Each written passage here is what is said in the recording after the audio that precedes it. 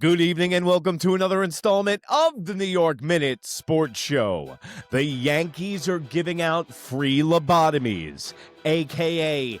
Aaron Boone and Brian Cashman's postseason press conference. We've got highlights.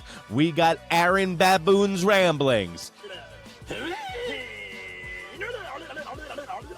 It's New York Minute Sports. It's New York Sports for New York Nuts. Don't forget to like. Don't forget to subscribe. Let's go! It's New York Minute Sports. It's New York Sports Talk with Sports Nuts. Well, there you have it, folks. Another losing Yankees season. Another year I feel dumber from watching a Brian Cashman, Aaron Bubbles Baboon press conference. Welcome to New York Minute Sports, guys. Don't forget to like. Don't forget to subscribe. So I feel dumber for watching this and seeing this for the last hour and 15 minutes. What you just said is one of the most insanely idiotic things I have ever heard. You know nothing was going to get answered. You know it was going to be shabba gabba. It was going to be speaking at both sides of his mouth, yada, yada, yada. I mentioned the bisque. If you think that you guys are going to get answers from watching these press conferences by now, you live on another planet. But that's where your Uncle Erik from New York Minute comes in, folks. I read in between the lines. I take those tea leaves, I read them, and then I smoke them, folks, and I throw them out, and I start rolling camera. Yankees have gaslit us all year long, and this press conference was nothing different. This proves that Aaron Boone is not running anything, and Senator Palpatine is his Lord Sith Master.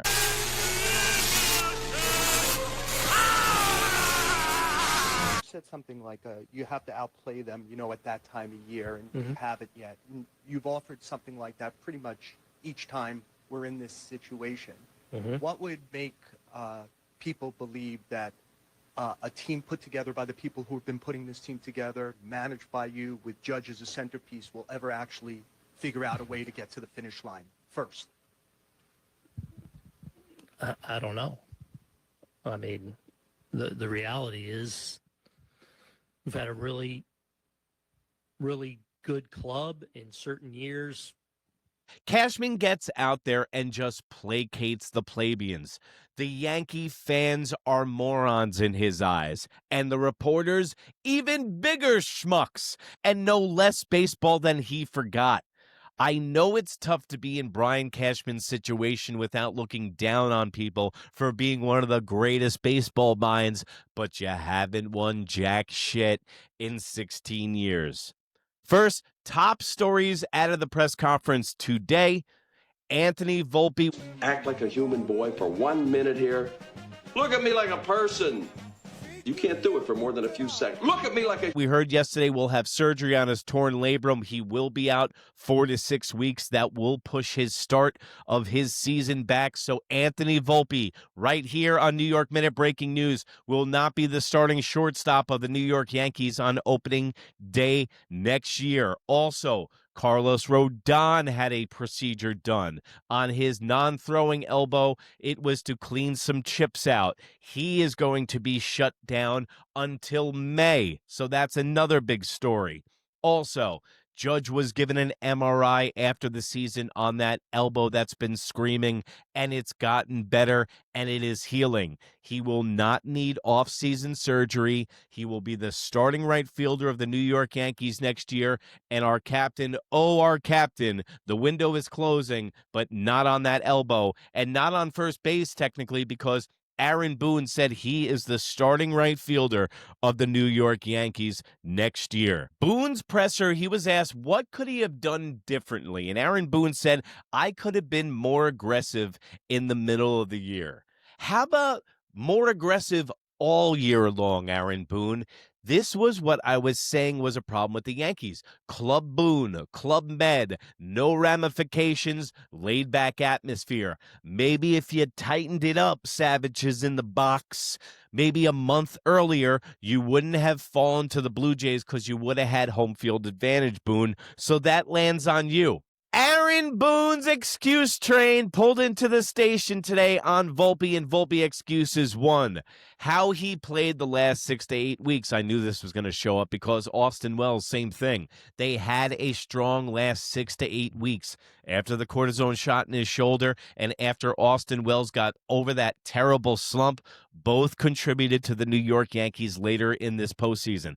Also, I got a lot of flack for saying that Anthony Volpe isn't that bad of a player. Guys, all you do is bring up the Toronto Blue Jays series where he struck out. You don't bring up the last 6 weeks of the season, and you don't bring up the 3-game series against the Boston Red Sox where he tore the cover off the ball. Another excuse that Boone brought up, he's 24 years of age, and careers are not linear, whatever that means. Then look at how well he plays when he's not hurt. Yeah, Aaron Baboon, that could be said for anybody in baseball. Look how good this guy is when he doesn't have an injury. Thanks for the groundbreaking insight, Aaron Boone. And then when Baboon was asked about Jason Dominguez, he said, not the future center fielder, so that was some bit of news also. He's staying in left field. Also, you heard twice during this press conference when Ben Rice was mentioned and when Jason Dominguez was mentioned. Both Brian Cashman and Aaron Baboon said, we do not know what this roster will look like at the start of the year next year. So you know what that means. That is the dog whistle, the canary in the coal mine for Brian Cashman and Aaron Boone indirectly saying that Jason Dominguez and Ben Rice are on the block. Not necessarily are the Yankees going to move Ben Rice or Jason Dominguez, but guess what?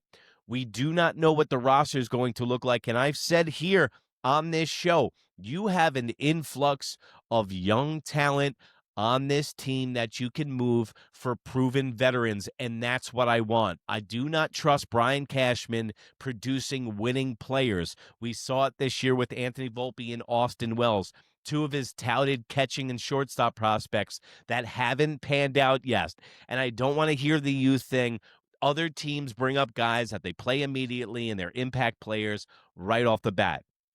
Also, we got to ask ourselves, is Jason Dominguez Melky Cabrera or is he Juan Soto? Because I think there's either going to be one or the other with Jason Dominguez. Either he's going to be a career all-star looking for that Hall of Fame nod, or he is going to be Melky Cabrera where he's at a baseball in 5 years. Also, Ben Rice, they asked him if there was a position for Ben Rice.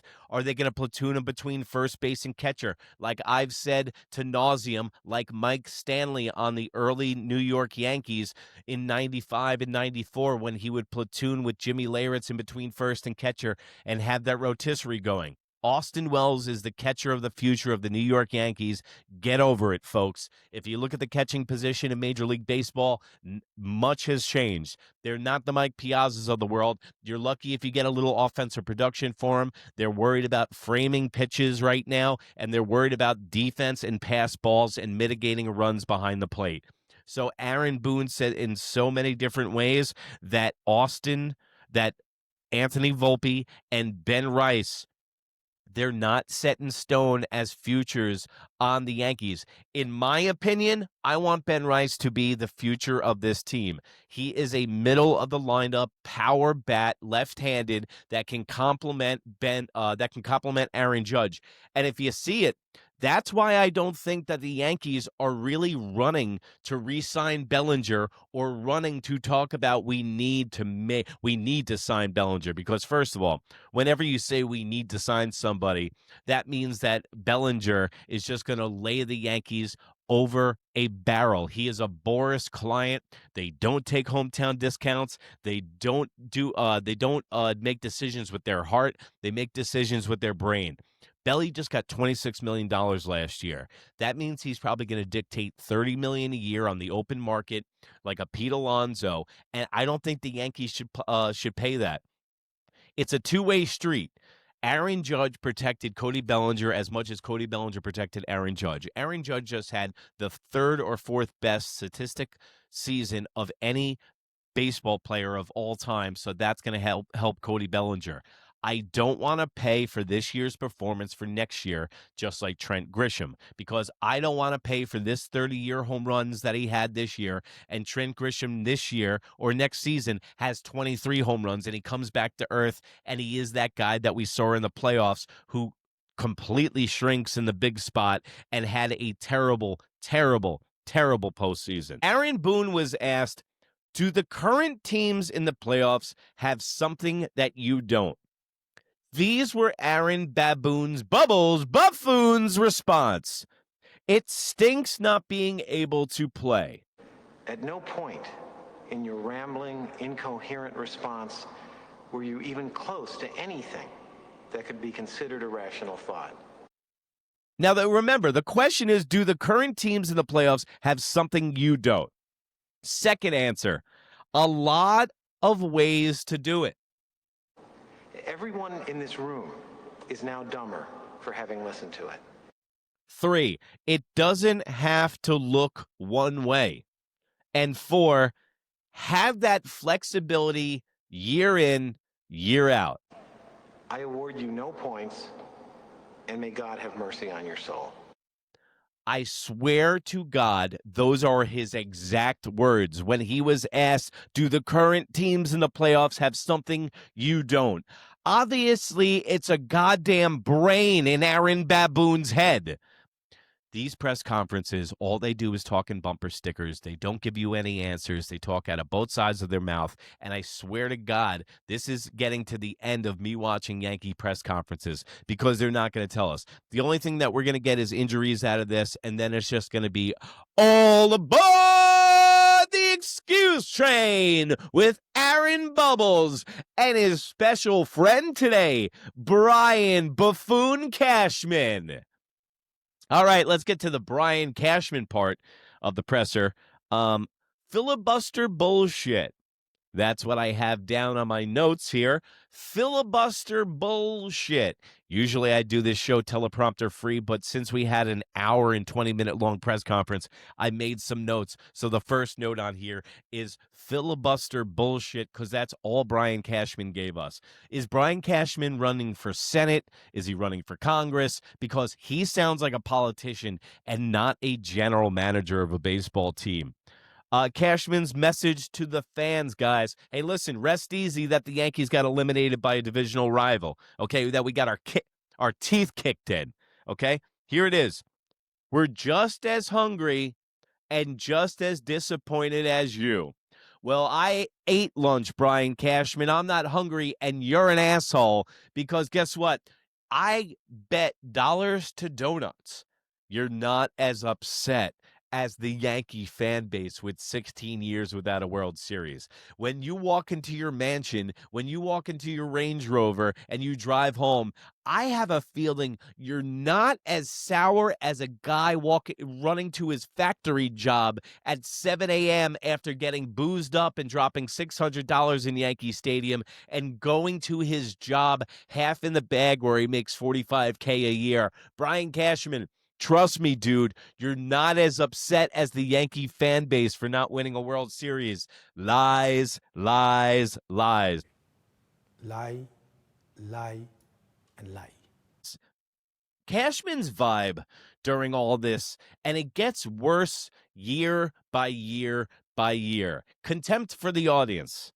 That's what it is. He's pretentious. He comes off as snobby. He tries to come off as likable, but I think that he's gotten so far gone on his Senator Palpatine in Star Wars routine that he completely forgets what it is to be like a human and actually have ramifications to his actions and actually have to answer to somebody. Because I've said it here before.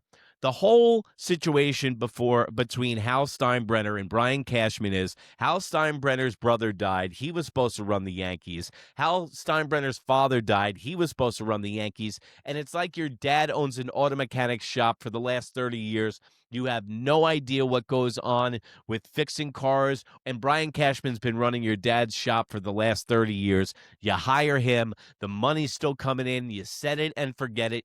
And the Yankees don't need to win a World Series, guys. They got 27 of them in the bank. They can rely on that.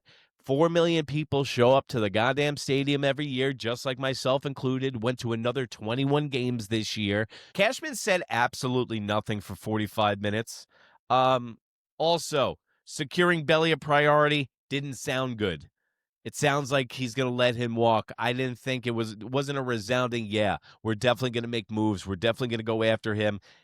I think Cody Bellinger is really replaceable. I know he's a lovable guy. He can play multiple positions. I like the fact that he can play first base. He can play outfield, but he didn't play a lick of first base this year, and I think he's going to have a down year next year. I would have liked to ask Brian Cashman some questions.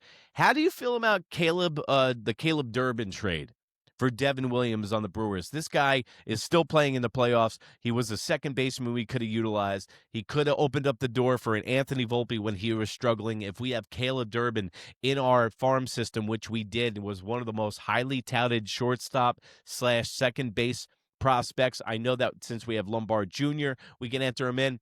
But, dude, Spencer Jones and Lombard Jr. are chomping at the bit to get to the major league level. I know that Lombard Jr. had a little bit of a struggle in Double-A when he was moved up last year, but keep an eyeball out for that. And now that we got Caballero, he can start the year at shortstop, and I would like to see him get more reps. I've said it to you on this show. Anthony Volpe is not an everyday player. He is a 120-game player. So let's get to the free agents that are exiting this team. Cody Bellinger, Trent Grisham, Devin Williams, Ahmad Rosario, Paul Goldschmidt, Ryan Yarbrough, Luke Weaver. The only guys that I would keep on that list are Ryan Yarbrough and Luke Weaver. Everybody else can go bye-bye. Paul Goldschmidt, we got Ben Rice. Ahmad Rosario, yeah, he had the third highest average on the team. Never played, didn't utilize him a lot. With Caballero, that makes Ahmad Rosario a little bit obsolete, so he's gone. Devin Williams, I'm sorry. I know he had a very strong end to the year. Well, Austin Wells, Anthony Volpe, Devin Williams making it very hard on the New York Yankees with their strong performances at the end of the year to say goodbye to these guys. But Devin Williams, he's not made for New York. I don't believe in him. He's low-lev dev for a reason. Bye-bye. Trent Grisham, he will never have this kind of season ever again. He will not have 30 home runs. He will have a down season next year. I do not want the Yankees to pay for it. If you can get him at $10 million, a Gleyber Torres 1 year, $10 million contract that would double the current salary he has now, then I would say do it. But Trent Grisham, no, I am not paying for this year after he is gone. Also, Cody Bellinger. I say bring back Cody Bellinger. I like his versatility. I like his mentality. He can obviously play in New York. He is a ball player, and I love his mentality, and I love the way that he plays baseball. So pretty much, I'm out of notes. That was a monumental waste of time. That press conference is getting worse and worse by the year, and I hope that you like our little picture here with Brian Cashman and Aaron Boone as his puppet master. And guys, this just solidifies the fact that Brian Cashman is running everything. Aaron Boone is just a vessel, and these are the guys they want. So if Aaron Boone, I've said it here, Aaron Boone, if we get rid of him, we're just going to get another puppet.